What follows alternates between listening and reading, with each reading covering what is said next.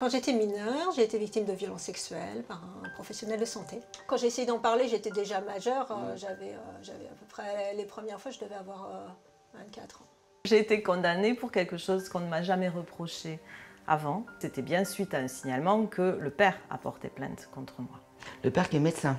Le père qui est médecin. D'accord. Et donc vous, c'était un signalement pourquoi? C'était un signalement pour enfant en danger.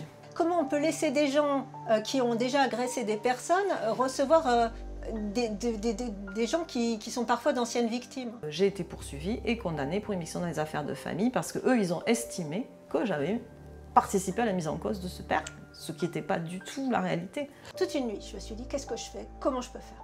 Il faut que je fasse quelque chose. Ils disaient des choses complètement folles, que je manipulais les enfants pour leur faire inventer des fausses maltraitances. Personnellement, j'avais absolument rien à gagner. Il y a assez d'enfants maltraités comme ça pour que j'ai besoin d'en inventer. Voilà.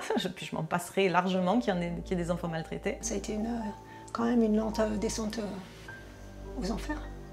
Sur ma vie, sur ma santé, il y a eu un impact encore plus colossal parce qu'en fait, non seulement j'ai pas été aidée, mais en plus on a dit que c'était de ma faute. Je me suis retrouvée condamnée pour avoir soutenu la mère à faire reconnaître les maltraitances sur ses enfants. Ça, c'est marqué tel quel dans ma condamnation.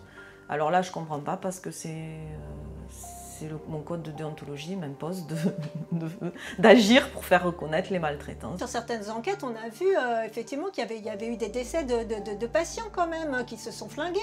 Au national, je n'avais plus aucun plaignant. Je n'avais que l'ordre qui me poursuivait. Ce qui est rarissime, ce qui n'arrive jamais. Ce qui n'arrive jamais.